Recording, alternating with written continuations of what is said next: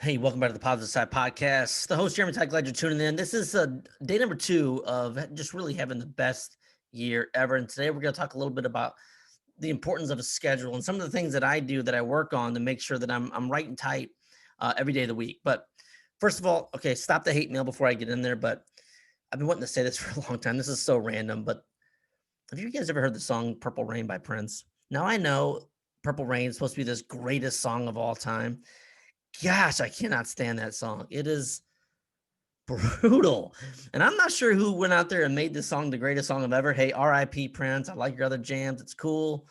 But man, that song is just, it's like for me, it's like fingernails on the chalkboard. Save the hate mail. It is what it is. Someone's got to say it. Let's get back to the schedule. Again, Jeremy Tyler, Positive Side Podcast. Glad you're tuning in.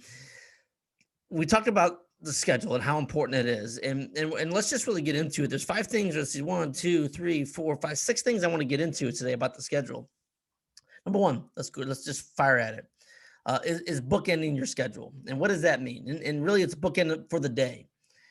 What that means is that you have every single day of the week planned out the morning and the night, which I believe are the two most important times of your day. Now, for me, the great thing about my new iPhone, it's got this little sleep thing that my phone shuts down at 10 and I get up at 6. That is 8 solid hours. Now, sometimes I don't go to bed right at 10. But man, I just love the sleep part of it. But I wake up at the exact same time. When I get up, I do the exact same thing. I listen to a motivational video or a motivational podcast. Every other day, I go to the gym in the morning. But what I do, excuse me, one of the most important things that I do is I meditate in the morning. Now, I don't spend a lot of time in my morning or my evening meditation, but I do for 5 to 10 minutes every single morning. It just gets the mind right. It allows me to think about all the things that I have to do that day. And that, my friends, is in my schedule. Now, my schedule is blocked per hour. Now, there'll be a lot of bigger blocks for work, and I schedule in my lunch. I schedule in gym time. I schedule all kinds of things, but again, most important things for the first thing is bookending your days, the way you start your day and the way you finish your day. So same thing, the way I finish my day. I listen to a podcast. I watch a motivational video. I get that mind right. It's it's hard. It's one of the worst things you want to do is you don't want to go to bed ungrateful. There's an exercise I talk about in the book that whenever I'm having trouble sleeping, I use the alphabet and go back through the things that I'm grateful for the day. So, for example, I always use A as obviously the first letter. I use that for Anthony. That's my youngest boy. I'm grateful for him. B, I'm grateful for the book I just wrote. C, I'm grateful for so on, my Aunt Kathy, or whatever the case, whatever you want to use those letters. But it's as you get going through this gratefulness and you start slowing things down at the end of the night, it just does something to your mindset to where you wake up in the next day feeling good. And this cycle continues. So you go to bed, you do a little bit of meditation, you think about the things that you're grateful for, get a good night's sleep, which is so important for a strong schedule. You wake up, you go to the motivation, you do a little bit of meditation, and you get your day started off right. I mentioned earlier today to one of my sales guys, and it rings so true. And I know I butchered this. I mentioned this 1,000 times on the show, but motivations like bathing. I think it was Jim Rohn that said it. Is you have to do it every single day, or you start to stink. That is no truer now than or back then than what it is now. It's extremely important that we keep that attitude of gratitude at all times. Number two, um, sleep. I just mentioned sleep a lot, but it's one of the most important things you could possibly do. Now, I know a lot of guys, my boy Glenn Lundy, he can run off 3, 4 hours of sleep. For me, I cannot do that. I need my solid 8 hours. But one of the things when we talk about the schedule and making sure it's right, we have to schedule in our sleep time. So if you're going to go to bed at 9 o'clock, you got to schedule in, I'm going to bed at 9 o'clock. You can't cheat that time. You need that time to sleep. Same thing as at 11 o'clock. If you need to go to bed at 11, you schedule at 11. You don't try and leak into the next day. What happens over time, the less and less amount of sleep we get, it starts compounding, and that affects the way our brain works. It affects our emotional state. The more sleep we have, it allows your brain to heal itself. It allows your body to repair itself. It just calms everything about you. By taking that away, obviously it has the opposite effect. So in my schedule, I have times where I'm done for the day and when I wake up for the day, but they're important. I try and stick as close to that as possible to make sure my body and my mind are the um, optimum rate or whatever, that I'm focusing in on 100% every single day. Number three, schedule fun. It's so important. Now, again, my schedule is extremely busy, having three kids, working the job, running the positive side with social media things and podcasting. One thing I've learned a long time ago is that I had to schedule fun things in my schedule, because if not, the week just goes flying by, and you look back and you never had a chance to experience your life. You never had a chance to have fun. I like to schedule maybe a lunch, a coffee, or really just an hour to do nothing. Like all those, they're not break times, they're flex times. So that way, when I've got an extra hour at the end of my Friday, or my extra hour at the end of a Saturday, or whatever the case is, it's flex time. I can use it for whatever I want. Typically, what that happens is I schedule that into additional time with the kids. But again, I schedule time with my kids. I schedule time with family, because if it's not in there, it won't happen. One of the things, and I go back to the schedule, the more and more you can schedule your day, the more things you're going to get accomplished. So it sounds counterintuitive to have fun activities in your schedule, but it's the most important thing you can do, because we're going to be working all week, week after week after week, every week of the year. And it's important to slow down and put those fun activities into your schedule and stick to the schedule. Again, super, super important. Number five, pretty obvious again, but it's just follow the schedule. We can talk about a schedule all day long. We can go over to all the options. We can talk about the benefits. We can schedule a million different things if we want, but if we don't actually follow it, we're doing several different things. We're slowing our progress to get to the next level. We're taking time away from our family. We're taking time away from our own head. I love the comment, and this is one thing I learned at Southwestern Consulting about being so busy. We're always busy. But what I like to say, and like Dustin Hillis likes to say, is that I'm not busy, it's just a normal day. It's easy to say that when you actually schedule these things. So you may be busy from 9 to 2, or nine all day, 9 to 5. But when that time is done, it's the best thing you do is follow the schedule. One of the things that happens when you have a schedule, this is inevitable. You're going to have people reach out to you. Hey, let's go out Friday night. If that's in your schedule to go out with someone Friday night, you go out with that person on Friday night. But what the more important thing to do is, if they're not in your schedule, you just don't go. I'm sorry, let me check my schedule. It's the first thing you always say to somebody. Hey, let's go out Thursday afternoon for lunch. Let me check my schedule and I'll get back to you. You check your schedule. If they're not in there, that time's not available, you just tell them no, and then you can reschedule them weeks out, or 2 weeks out, or 3 weeks out. A lot of times what happens, people will end up fading away and not doing it anyways.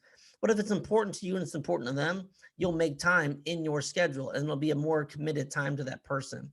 And again, we don't, even when we sit down with somebody where it's a committed time in our schedule, the worst thing we want to do is worry about where we have to be next or who I'm cutting out.